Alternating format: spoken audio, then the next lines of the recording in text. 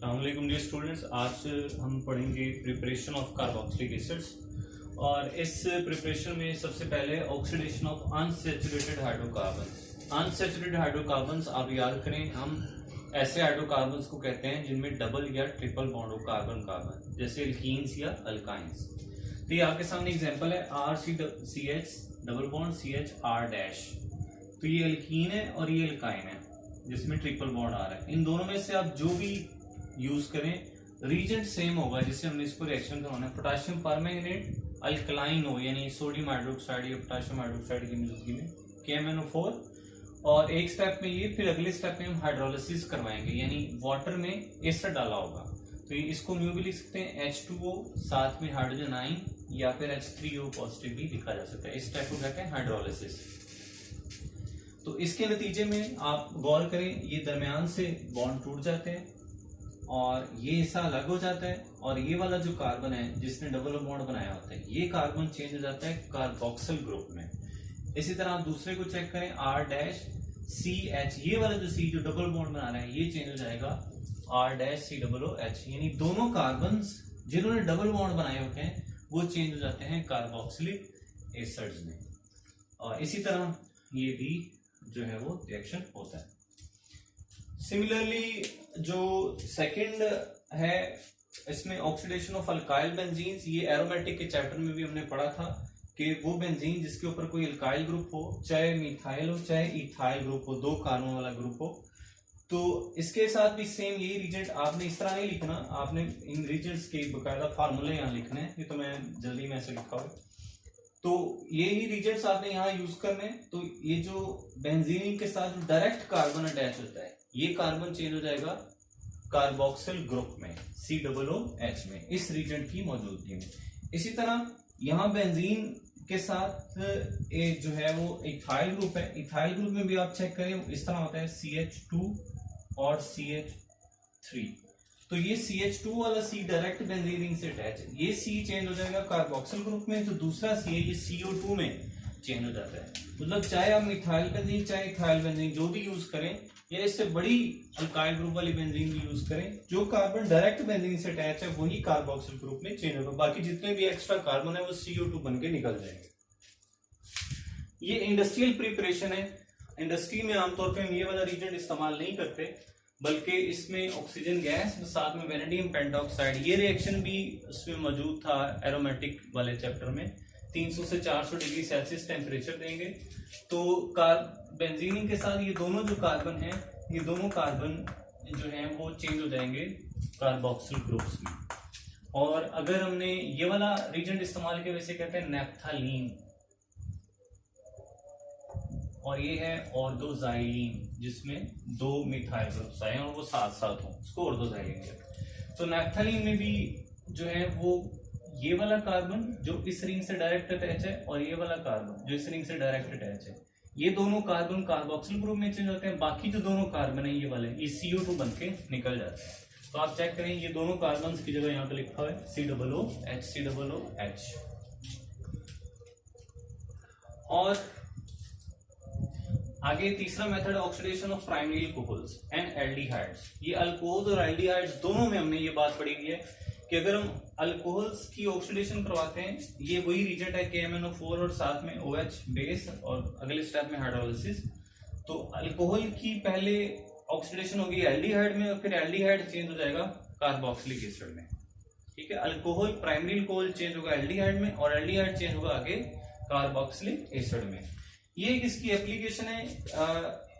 ये एक कंपाउंड है जिसमें 5 जो है वो साइकिल वाली रिंग है, इसमें एक ऑक्सीजन है, तो इसके साथ एल्डिहाइड ग्रुप ही लगा है CHO, इसको कहते हैं फॉस्फोरिल एल्डिहाइड की वजह से आगे अल लगाया हुआ है। तो ये ऑक्सीजन की मौजूदगी में कोबाल्ट ऑक्साइड और 50 डिग्री सेल्सियस में ये जो एल्डिहाइड ग्रुप है ये चेंज हो जाता है कार्बोक्सिल ग्रुप में, और बनने वाले प्रोडक्ट का नाम है फ्यूरोइक एसिड। अल्कोहल्स की ऑक्सीडेशन के लिए हमें आमतौर पर यही रीजेंट इस्तेमाल करना पड़ता है, जबकि सिर्फ अगर आपको एल्डिहाइड दिया हो तो एल्डिहाइड की ऑक्सीडेशन के लिए और भी रीजेंट्स इस्तेमाल हो सकते हैं, जैसे बेनेडिक्ट सॉल्यूशन जो है, सिल्वर मिरर टेस्ट वो भी यूज हो सकता है, और ये जो है वो रीजेंट्स भी इस्तेमाल किए जा सकते हैं। तो आगे हम अगली प्रिपरेशन की तरफ मूव करते हैं। जी स्टूडेंट्स, आगे हम चौथी प्रिपरेशन देखते हैं, oxidation of methyl ketones. Methyl ketones या सिंपली आप इनको जो है वो कीटोन्स भी कह सकते हैं। जैसे ये एसीटोन है CH3 double bond O CH3, इसको हम KMnO4 और बेस वही एल्डिहाइड और अल्कोहल वाला रिएजेंट और दूसरे स्टेप में हाइड्रोलिसिस करवाएंगे तो इसका बॉन्ड आप यूं समझ लें इस तरह टूटते हैं कि CH3 एक कार्बन अलग हो जाता है और यानी C डबल बॉन्ड O के एक तरफ बॉन्ड टूट जाता है और दूसरी तरफ वाला बॉन्ड कायम रहता है। तो इधर एक कार्बन है तो ये एक कार्बन वाली कार्बोक्सिलिक एसिड बनेगा HCOOH, और इधर दो कार्बन है तो ये दो कार्बन वाला कार्बोक्सिलिक एसिड बनेगा CH3COOH। इसके अलावा दूसरे ऑक्सीडाइजिंग एजेंट्स भी इस्तेमाल किए जा सकते हैं। सोडियम डाइक्रोमेट के साथ सल्फ्यूरिक एसिड और नाइट्रिक एसिड भी, ये अलग से एक ऑक्सीडाइजिंग एजेंट है, वो अलग से, ये दोनों इकट्ठे नहीं है, अलग अलग ऑक्सीडाइजिंग एजेंट्स है। KMnO4 के साथ बेस भी इस्तेमाल की जा सकती है, एसिड भी इस्तेमाल किया जा सकता है। इसी तरह ये ब्यूटानोन है, इसमें आप चेक करें बॉन्ड हमेशा उस तरफ से ब्रेक डाउन होता है जिधर C डबल बॉन्ड O के साथ जो कार्बन है उसके साथ हाइड्रोजन की तादाद कम हो, इस तरफ वाला बॉन्ड ब्रेक होगा। इधर हाइड्रोजन 2 है, इधर हाइड्रोजन 3 है, तो ये वाला bond C double bond O के इस तरफ वाला ब्रेक डाउन होगा जिधर हाइड्रोजन की तादाद कम है। तो आप देखें ये भी दो कार्बन है, ये भी दो कार्बन है, तो इसका मतलब है दो कार्बन वाले कार्बोक्सिलिक एसिड बनेंगे, दोनों सेम है एसिटिक एसिड। ये तरीका इतना सूटेबल नहीं है क्योंकि इस तरीके में कार्बोक्सिलिक एसिड्स का एक मिक्सचर हमें आमतौर पर हासिल होता है जैसे यहाँ पर हासिल हुआ है, इसलिए कार्बोक्सिलिक एसिड की प्रिपरेशन का इतना अच्छा मेथड नहीं। पांचवा तरीकाकार है ग्रिगनर रीजेंट से सिंथेसिस। ये अल्काइल हैलाइड्स के चैप्टर में भी आपने पढ़ा है कि एक अल्काइल हैलाइड है, इसको मैग्नीशियम से रिएक्शन करवाया ईथर की मौजूदगी में सॉल्वेंट के तौर पे, ये ग्रिगनर रीजेंट बन गया, ग्रिगनर रीजेंट RMgCl। मैग्नीशियम एक मेटल है, इन पर पॉजिटिव पार्शियल पॉजिटिव चार्ज और अल्काइल ग्रुप पर पार्शियल नेगेटिव चार्ज होगा। इसको CO2 से रिएक्शन करवाना है, कार्बन डाइऑक्साइड से, तो कार्बन दोनों साइडों से ऑक्सीजन से लिंक है, ऑक्सीजन की इलेक्ट्रोनेगेटिविटी ज्यादा होती है, इस पर पार्शियल नेगेटिव चार्ज होगा और C पर पार्शियल पॉजिटिव चार्ज होगा। ये R इस C पर अटैक करेगा तो C 5 बॉन्ड्स नहीं बना सकता, ये अपना एक बॉन्ड तोड़ देगा, O के ऊपर इलेक्ट्रॉन शिफ्ट हो जाएंगे तो इस O पर हो जाएगा फुल नेगेटिव चार्ज, तो ये बन जाएगा RC, इस C के साथ ये डबल बॉन्ड O, इसको मैंने ऊपर लिख दिया, तो ये सिंगल रह जाएगा, सिंगल बॉन्ड O ऊपर नेगेटिव चार्ज और Mg के ऊपर फुल पॉजिटिव चार्ज साथ में Cl। Mg के ऊपर फुल पॉजिटिव चार्ज इसलिए आता है क्योंकि ये अल्काइल ग्रुप जो है जिसने Mg से बॉन्ड बनाया होता है, ये दोनों इलेक्ट्रॉन अपना भी और Mg वाला दोनों इलेक्ट्रॉन लेकर ही अटैक करता है, इसलिए Mg पर इलेक्ट्रॉन कम हो जाता है, इसलिए Mg पर आ जाता है पॉजिटिव चार्ज। अगले स्टेप में हाइड्रोलिसिस करेंगे। हाइड्रोलिसिस को यूं भी लिखते हैं H3O पॉजिटिव, या यूं भी लिख सकते हैं, इसको यूं भी लिखा जा सकता है H2O के साथ में एसिड हाइड्रोजन आयन। तो यहाँ H2O रिएक्शन में हिस्सा लेता है, O के साथ वाटर का H आ जाएगा और Mg के साथ वाटर का OH आ जाएगा, तो ये बन गया कार्बोक्सिलिक एसिड।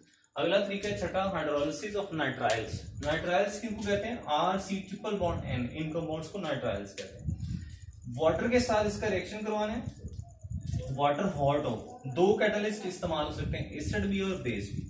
तो एसिड की मौजूदगी में ये रिएक्शन अगर करवाएं तो यहां से ये बॉन्ड टूटता है, RC triple bond N, water के जो 3 H हैं वो N के साथ मिल जाते हैं, तो ये बन जाता है NH3 और ये H NH4Cl, ये बन गया। और ये जो C है इसके साथ वाटर के दोनों O और एक H वो मिल जाते हैं RCOOH। अगर आप बेस से रिएक्शन करवाएं तो भी यहां से बॉन्ड टूटेगा, RCOO और बेस का जो Na है वो इसके साथ अटैच हो जाता है Na प्लस N के साथ वाटर के 3 H अटैच होते हैं NH3, तो ये एक साल्ट बनता है। इसको अगर HCl से रिएक्शन करवाएं तो ये कार्बोक्सिलिक एसिड में चेंज हो जाता है। अगले स्टेप में हम इसका मैकेनिज्म देखते हैं। स्टूडेंट्स अब हम मैकेनिज्म देखते हैं अल्काइल नाइट्राइल्स का एसिड कैटालाइज मैकेनिज्म। ये RC ट्रिपल बॉन्ड N के ऊपर एक लोन पेयर होता है, एसिड जो है वो कैटलिस्ट के तौर पे यहाँ यूज हुआ है HCl।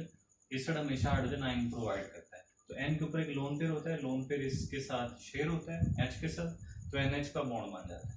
N ने क्योंकि इलेक्ट्रॉन पेयर दिए इसलिए N के ऊपर आ जाता है पॉजिटिव चार्ज। अब आगे एक रेजोनेंस स्ट्रक्चर है, रेजोनेंस में आपको शायद याद हो एटम्स मूव नहीं करते, सिर्फ पाई बॉन्ड के इलेक्ट्रॉन्स मूव कर सकते हैं या लोन पेयर मूव कर सकते हैं। तो ये जो ट्रिपल बॉन्ड का एक पाई बॉन्ड है, इसके दोनों इलेक्ट्रॉन n पर शिफ्ट हो जाते हैं। तो क्योंकि ये इसमें एक इलेक्ट्रॉन कार्बन का भी था जो n पर चला गया, इसलिए कार्बन पर आ जाता है पॉजिटिव चार्ज और n पर अगेन लोन पेयर आ जाता है। इसी स्ट्रक्चर को हम आगे लेके चलेंगे। वाटर, एक वाटर इसमें इस्तेमाल होगा। वाटर के लिए अटैक करने की कौन सी जगह है, ये O के ऊपर दो लोन पेयर होते हैं और O पर पार्शियल नेगेटिव चार्ज होता है, तो ऑब्वियसली ये कार्बन पर अटैक करेगा। तो R, C और OH जो है ये C के साथ आकर अटैच हो गए, नीचे लगा लें, ऊपर लगा लें, और साथ में NH है वो मौजूद है। अब C का पॉजिटिव चार्ज खत्म क्योंकि C को O के इलेक्ट्रॉन मिल गए। O पर पॉजिटिव चार्ज आएगा क्योंकि O ने इलेक्ट्रॉन C को दिए थे, इसलिए O पर पॉजिटिव चार्ज है। तो O के साथ दो H है, OH2, इसमें से जो एक H है वो सपोज यूं हम लिख लें, तो एक H इलेक्ट्रॉन देकर निकल जाता है, तो O पर इलेक्ट्रॉन वापस आ जाते हैं, H यहाँ से हाइड्रोजन आयन H पॉजिटिव बन के निकल जाता है। तो H पॉजिटिव से मना दिए कि हाइड्रोजन इलेक्ट्रॉन O को दे दिए, इसलिए O के ऊपर अब कोई चार्ज यहाँ पर नहीं है और इसके दो लोन पेयर यहाँ मौजूद है। अगले स्टेप में यही H जो है वो अगेन इस्तेमाल होता है और ये H में इसके पास दोनों चांसेस हैं कि वो N के साथ भी आकर अटैच हो सकता है, O के साथ भी अटैच हो सकता है, लेकिन मैकेनिज्म जो है वो ज्यादा इजी रहेगा अगर हम इसको H के साथ अटैच, N के साथ अटैच कराएं। तो N अपना लोन पेयर H से शेयर करेगा, NH2 व N पर अगेन पॉजिटिव चार्ज आ जाएगा इलेक्ट्रॉन देने की वजह से। तो NH2, अब नेक्स्ट स्टेप में ये रेजोनेंस स्ट्रक्चर है। आगे रेजोनेंस स्ट्रक्चर में पाई बॉन्ड के इलेक्ट्रॉन मूव कर सकते हैं। तो आप यहां से यूं समझ लें कि ये इलेक्ट्रॉन्स दोनों के दोनों फिर n की तरफ मूव हो जाते हैं। जैसे यहाँ ट्रिपल बॉन्ड के एक बॉन्ड n की तरफ मूव हुआ था, अब डबल बॉन्ड रहेगा तो ये भी n की तरफ मूव हो जाएगा। n की तरफ मूव होने से n पर पॉजिटिव चार्ज खत्म हो गया, इसका लोन पेयर वापस आ गया। और अब कार्बन पर पॉजिटिव चार्जेस की कमी को पूरा करने के लिए जो O के इलेक्ट्रॉन्स हैं वो कार्बन के साथ शेयर हो जाते हैं, तो C डबल बॉन्ड O और O पर आ जाता है पॉजिटिव चार्ज। तो अगले स्टेप में ये O के साथ जो दूसरा H है ये भी रिमूव हो जाता है, हाइड्रोजन अपने इलेक्ट्रॉन देकर जाता है, इसलिए O पर अब कोई चार्ज यहाँ पर नहीं है और NH2 ये अमाइड कहलाता है। आगे मैकेनिज्म क्या है कि फिर अगेन हाइड्रोजन आयन जो एसिड का है वो इस्तेमाल होता है और ये इस O के साथ अटैच हो जाते हैं, RC double bond O OH और फिर NH2, ये वही चीज है जो ये सेम, इसमें कोई डिफरेंस नहीं है। इसकी अगेन ये रेजोनेंस जो है वो होता है इसमें, और ये इलेक्ट्रॉन्स जो C डबल बॉन्ड के इलेक्ट्रॉन्स थे ये वापस O पर शिफ्ट हो जाते हैं, तो R C OH NH2 और R पर आ जाता है पॉजिटिव चार्ज। अगेन वाटर को एक और वाटर यूज होता है और O अपना इलेक्ट्रॉन शेयर करता है C से। ये वही स्टेप है जो सेम इधर था, ये वाला स्टेप सेम वैसे ही स्टेप है ये भी। और R C NH2 OH ये ऊपर वाला और ये वाटर नीचे वाला। अगेन इसमें से जो हाइड्रोजन आयन है ये रिमूव होता है, माइनस हाइड्रोजन आयन, हाइड्रोजन अपने इलेक्ट्रॉन लेकर निकल जाता है, तो नीचे भी OH रह जाता है, ऊपर भी OH रह जाता है। O का कोई चार्ज नहीं है क्योंकि हाइड्रोजन इलेक्ट्रॉन देकर गया, इसलिए नीचे OH2 नहीं है, सिर्फ H है। और एक्चुअली ये हाइड्रोजन जो यहाँ से रिमूव होता है ये इस N के साथ जाकर शेयर हो जाता है, यानी आप यूं कह लें कि इस O के साथ दो H थे तो N ने एक H को ले लिया। इस प्रोसेस को हम कहते हैं प्रोटॉन ट्रांसफर। तो जो हाइड्रोजन आयन है वो ट्रांसफर हो गया, NH3 बन गया फिर। अब अगले स्टेप में क्या होगा कि ऑक्सीजन इलेक्ट्रॉन देगा और ये NH3 लीविंग ग्रुप के तौर पे निकल जाएगा, माइनस NH3 हो जाएगा, O का C से बन जाएगा डबल बॉन्ड। अब आप देखें बिल्कुल करीब हम पहुंच गए, ये H जो है ये फिर रिमूव हो जाता है, इलेक्ट्रॉन देकर O को रिमूव हो जाता है, इसलिए अगले स्टेप में RC डबल बॉन्ड O पर कोई चार्ज नहीं है और OH, तो ये माइनस हाइड्रोजन आयन, एंड पे हमारा पास बन जाता है carboxylic acid. Thank you for watching. Allah.